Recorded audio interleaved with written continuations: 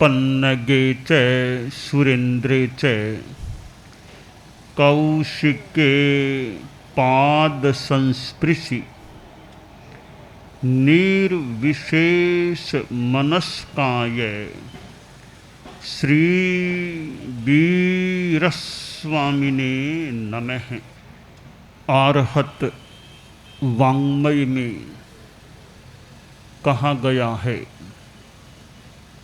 दुल्हे खलु मानुषे भवे चिरकालेनवि सब्बपाणिनम् गाढ़ाय विवाग कम्मुणो समयम गोयम मापमाय। शास्त्र की वाणी है कि यह मनुष्य भव मानव जन्म दुर्लभ है। सब प्राणियों के लिए लंबे काल तक भी दुर्लभ रह सकता है, रह जाता है। कर्मों का अपना विपाक है। कब कर्मों का वैसा योग बने और मानव जन्म मिले। जिस मानव जन्म को शास्त्र में दुर्लभ कहा गया है, वह मानव जन्म हमें वर्तमान में उपलब्ध है। इसका मतलब है कि हम तो भाग्यशाली प्राणी हैं कि दुर्लभ चीज हमको मिल गई है। जिसको दुर्लभ चीज मिल जाए वह व्यक्ति भी अपने आप में विशिष्ट हो सकता है।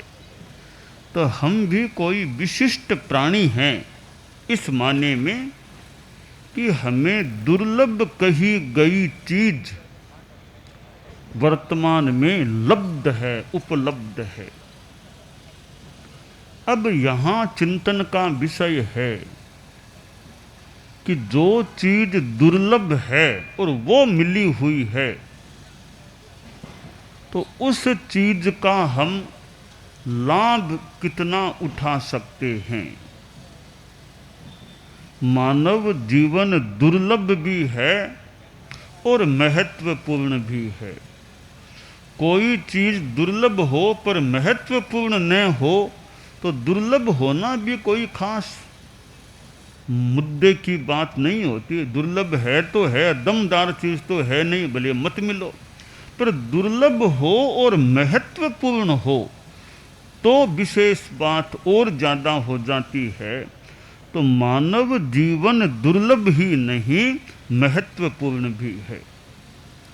महत्वपूर्ण इसलिए है कि इस मानव जीवन में जो अध्यात्म की ऊंचाई स्पृष्ट हो सकती है, प्राप्त की जा सकती है, वह उच्चता अन्य किसी भी जन्म में, जीवन में प्राप्त नहीं हो सकती।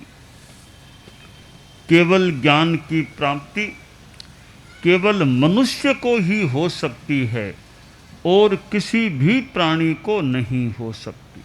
मोक्ष की प्राप्ति मनुष्य जन्म से ही हो सकती है और किसी जन्म से नहीं हो सकती। आसाधना न हो तो देव इतने ऊंचे हैं, स्वर्ग में रहने वाले, और अनुत्तर विमान के देव जो मोक्ष के मानो बहुत निकट हैं हमारी अपेक्षा, तो वे देव इतने उच्च कोटि के और इतने मोक्ष के निकट, परंतु उनको मोक्ष जाना होगा तो वे डायरेक्ट वहाँ से मोक्ष नहीं जा सकते। पहले उन्हें मानव बनना पड़ेगा, उसके बाद ही वे साधना करके केवल ज्ञान, केवल दर्शन प्राप्त करके फिर उन्हें वापस ऊपर जाना होगा। यानी इतना चक्र, कितना चक्र उनको पड़ जाता है कि अनुत्तर विमान से तो नीचे आना, फिर वापस मोक्ष जाना, कितना चक्कर है। पर चक्कर भी क्या है, अब मोक्ष जाने के लिए 1 घंटा नहीं चाहिए। अमेरिका जाना हो पूना से शायद कई घंटे, जितना भी टाइम लग जाएगा, दिन भी लग जाए पता नहीं, जितना भी लगेगा, पर मोक्ष जाने के लिए 1 घंटा नहीं चाहिए, 1 मिनट भी नहीं चाहिए, 1 सेकंड भी नहीं चाहिए। 1 सेकंड से भी कम टाइम में आदमी की आत्मा यहाँ से मोक्ष चली जाती है। जो अमेरिका की यहाँ से दूरी है, पता नहीं कितनी गुना गुना गुना गुना दूरी मोक्ष की होगी, वो दूरी आत्मा को पार करने में 1 सेकंड भी नहीं लगता। तो चक्कर किसको माने, इतना जल्दी वापस जाया जा सकता है। तो यह मानव जीवन जहां से मोक्ष की प्राप्ति हो सकती है, इस मानव जीवन का हम कैसे बढ़िया उपयोग करें, कैसे इसको सुफल बनाए। मोक्ष इतनी क्षमता हमारे में न भी हो अभी कि सीधे यहाँ से इसी जन्म से मोक्ष में जा सकेंगे, इस जन्म से भले न जा सकें, पर जब भी जाना होगा इसी यानी मानव जन्म से ही मोक्ष की ओर प्रयाण, महाप्रस्थान, महागति हो सकेगी। मानव जीवन को वर्तमान में मोक्ष मान लो न भी मिले, फिर भी सुफल बनाएं। और सुफल कैसे बनाएं? यह मानव जन्म एक प्रकार का वृक्ष है, इस वृक्ष के फल लगने चाहिए। कौन से फल लगे? बताया गया है, जिनेन्द्र पूजा, गुरु पर्युपास्ति ही, सत्वानुकंपा, शुभ पात्र दानम, गुणानुरागः, श्रुतिरागमस्य, नृजन्म वृक्षस्य फलान्यमूनि। कि मानव जीवन में फल लगे, यानी हम क्या करें इस मानव जीवन को सुफल बनाने के लिए। तो पहली बात बताई, जिनेन्द्र पूजा, जिनेश्वर भगवान की पूजा करें, जो अरहत हैं, राग द्वेष मुक्त हैं, तीर्थंकर हैं, केवल ज्ञान केवल दर्शन संपन्न हैं। नमो अरहंताणम, नमो अरहंताणम का जप भी एक प्रकार से अरहतों की, जिनेन्द्रों की पूजा है, भाव पूजा हो सकती है। तो नमो अरहंताणम के माध्यम से और किसी रूप में, स्तुति के रूप में, 24 जैसे ग्रंथ में अरहतों की यानी तीर्थंकरों की 24 तीर्थंकरों की स्तुति है, नाम भी 24 ही है ग्रंथ का। इतने भक्तिमय 24 गीत हैं, भक्ति भी है, तत्वज्ञान की बातें भी है, साधना की बात भी है। परम पूजनीय हमारे धर्म संघ के चतुर्थ आचार्य श्रीमद जयाचार्य और यह 24 का ग्रंथ, इसके संगान से भी जिनेन्द्र पूजा, तीर्थंकरों की स्तुति हो सकती है। स्तुति करने से हमारे में भी गुण संक्रमण, कि तीर्थंकरों के जो गुण हैं, शतांश में, एक सहस्रांश में, कुछ अंश में भी स्तुति करते करते हमारे में भी उजागर हो, अच्छे संस्कार पुष्ट हो हमारे भीतर भी। तो पहली बात बताई है जिनेन्द्र पूजा, जिनेश्वर भगवान की, जो राग द्वेष मुक्त हैं, उनकी पूजा करें। और वे वर्तमान में कई सिद्ध हो चुके हैं, तीर्थंकर तो सब सिद्ध हैं। भव बीजांकुर जननः रागाद्यः क्षयमुपागता यस्य, ब्रह्मा वा विष्णुर्वा हरो जिनो वा नमस्तस्मै। आचार्य हेमचंद्र कलिकाल सर्वज्ञ ने जो महादेव की स्तुति में कहा कि राग द्वेष, राग आदि विकृतियां जिनकी क्षय को प्राप्त हो गई, वे राग आदि जो भव, जन्म मरण भव, संसार के अंकुर को, बीजांकुर को पैदा करने वाली राग आदि विकृतियां हैं, वे क्षीण हो चुकी हैं।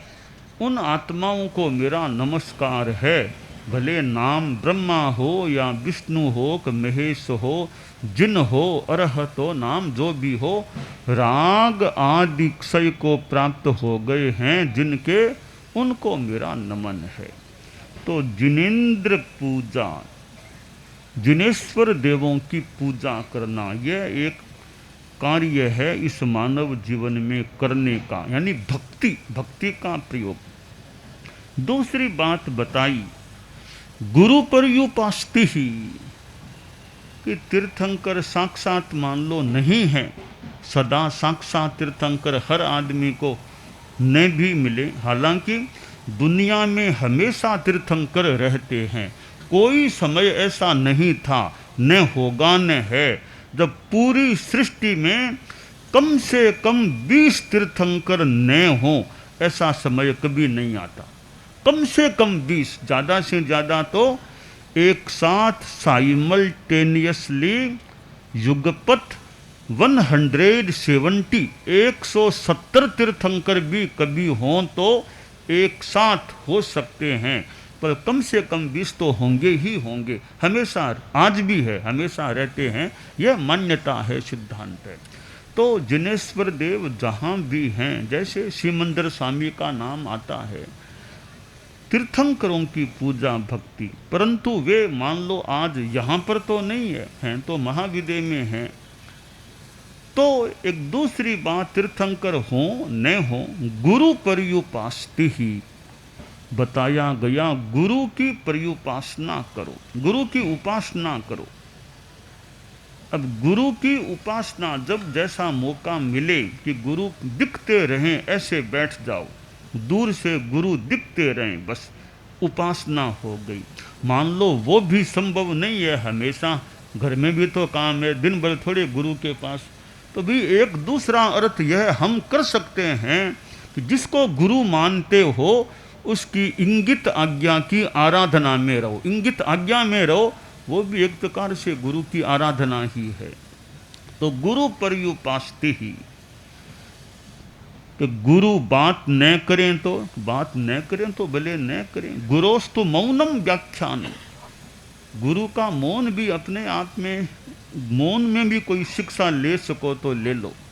तो गुरु मौन बैठे या तो भी कोई बात नहीं, सामने बैठने का मौका मिल गया, बैठे रहो, गुरु का मुख सामने है। तीसरी बात बताई सत्वानुकंपा, कि दया भावना रखो, अनुकंपा रखो, प्राणियों के प्रति दया, हर प्राणी के प्रति अनुकंपा की भावना। भी इतने संसार में जीव हैं, अनंत अनंत जीव हैं, कि जितना संभव हो सके मैं अहिंसा का ध्यान रखूं, मेरे से जीव जंतुओं को फालतू कष्ट न हो जाए, किसी के मन को भी मैं दुखित करने का दुर्लक्ष्य से प्रयास न करूं। तो यह प्राणियों के प्रति दया की भावना,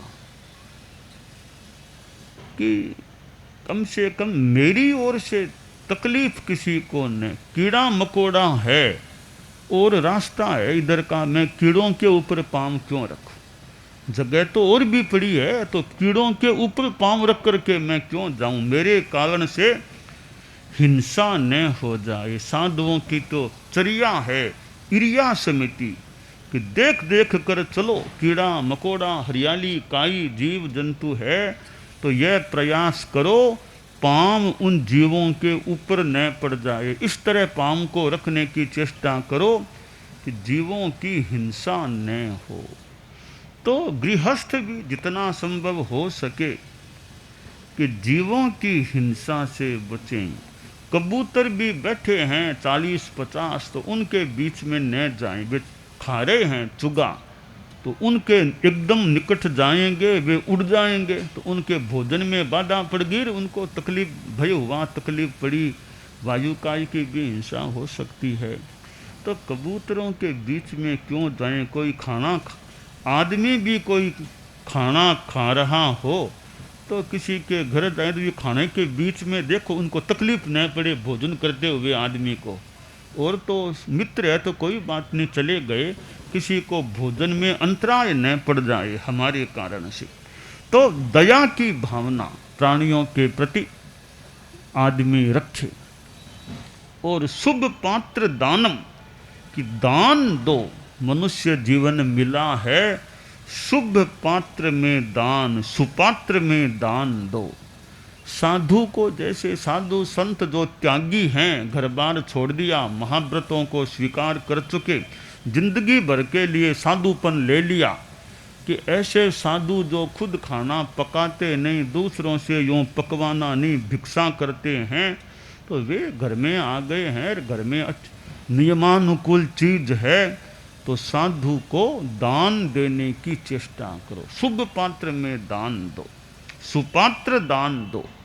ये मानव जीवन के कि साधु संतों को जो त्यागी हों, उनकी संयम की साधना में दान देकर के सहयोगी बनो।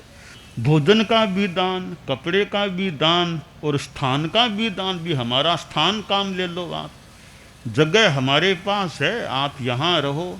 आज दुगड़ परिवार में इधर आना हुआ, तो यहाँ का स्थान, इधर का जो स्थान, वो हम काम भी, हमें तो कोई स्थान रहने के लिए चाहिए जो अनुकूल बैठ जाए, या कभी भावना का भी मान रखते हुए। तो स्थान का दान देना भी दान है, कि भी हमारे घर में जगह है, साधु संत आओ, रहो, 10 दिन रहो, 5 दिन रहो, हमारे ऊपर जगह, नीचे जगह है, आप रहो जितना आपके अनुकूल। तो स्थान का टेम्परेरी दान देना भी, वो भी एक साधु को दान देना। तो श्लोक में कहा शुभ पात्र दानम, सुपात्र में दान देना।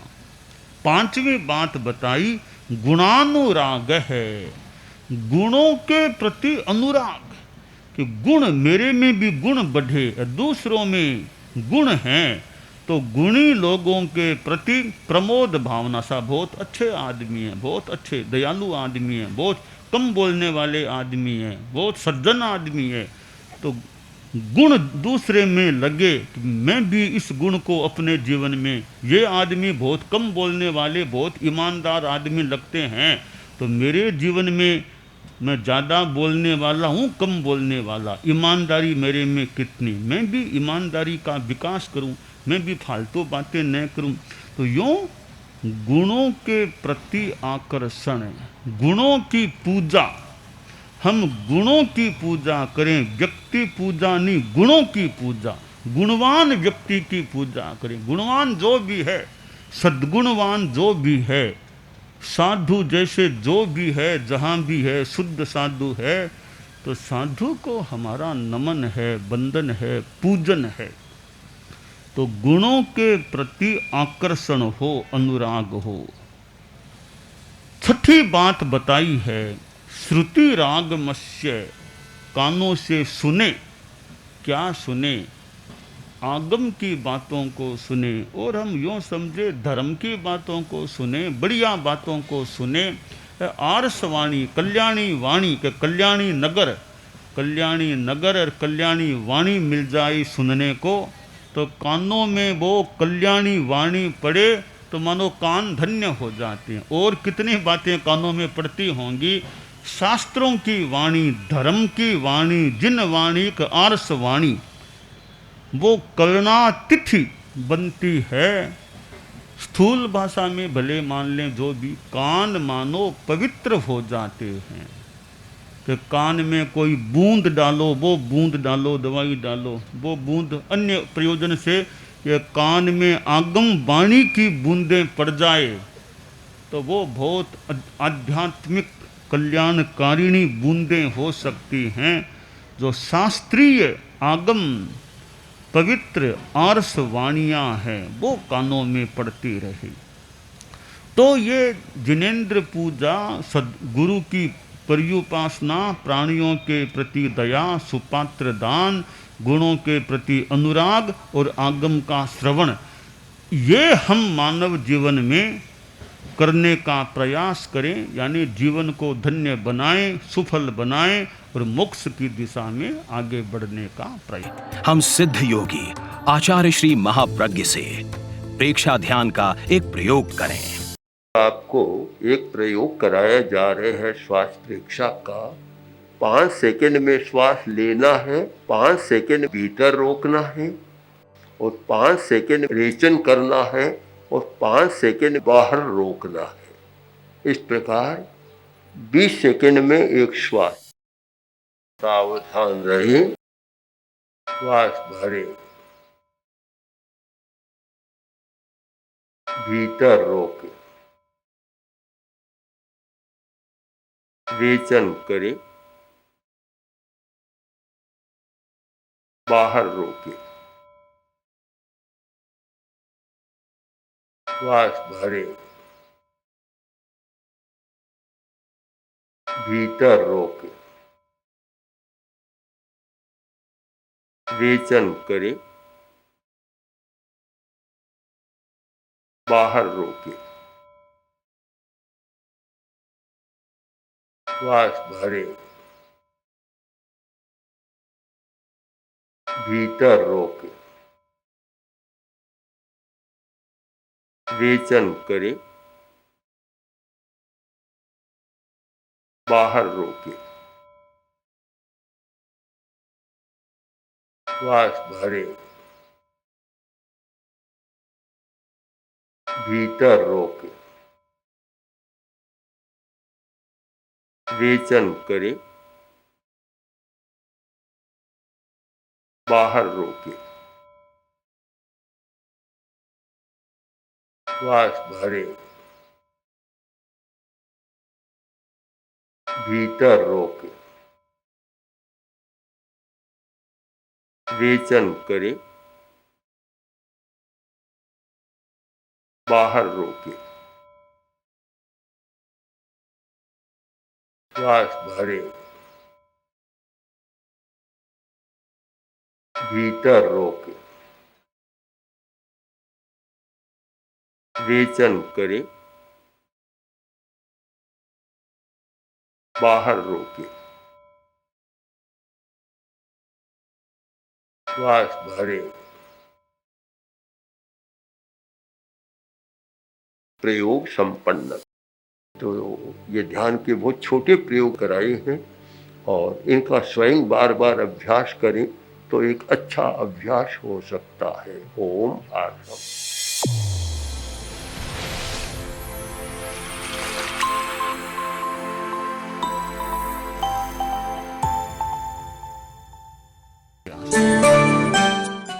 एकाग्रता, तन्मयता, अपने आप को मंगलमय अनुभव करते हुए नमो अरहंताणम, नमो सिद्धाणम, नमो आयरियाणम, नमो उवज्झायाणम, नमो लोए सब्बसाहूणम, एसो पंचणमुक्कारो सब्बपावपणासनो, मंगलानं च सब्बेसिं पढ़मं हवइ मंगलम। चत्तारि मंगलम, अरहंता मंगलम, सिद्धा मंगलम, साहू मंगलम, केवलिपन्नत्तो धम्मो मंगलम। चत्तारि लोगुत्तमा, अरहंता लोगुत्तमा, सिद्धा लोगुत्तमा, साहू लोगुत्तमा, केवलिपन्नत्तो धम्मो लोगुत्तमो। चत्तारि शरणं पवज्जामि, अरहन्ते शरणं पवज्जामि, सिद्धे शरणं पवज्जामि, साहू शरणं पवज्जामि, केवलिपन्नत्तं धम्मं शरणं पवज्जामि। धम्मो मंगलमुक्किट्ठम्, अहिंसा संजमो तवो, देवावितं नमंसन्ति जस्य धम्मे सयामणो। च इत्ता भारहं वासं चक्रवट्टी महिद्धिओ, सन्ति सन्ति करे लोए पत्तो गइमणुत्तरम। देवदानव गंधर्वा जख रक्षस किन्नरा, बंभयारिं नमंसन्ति दुःख करम जे करन्ति तम्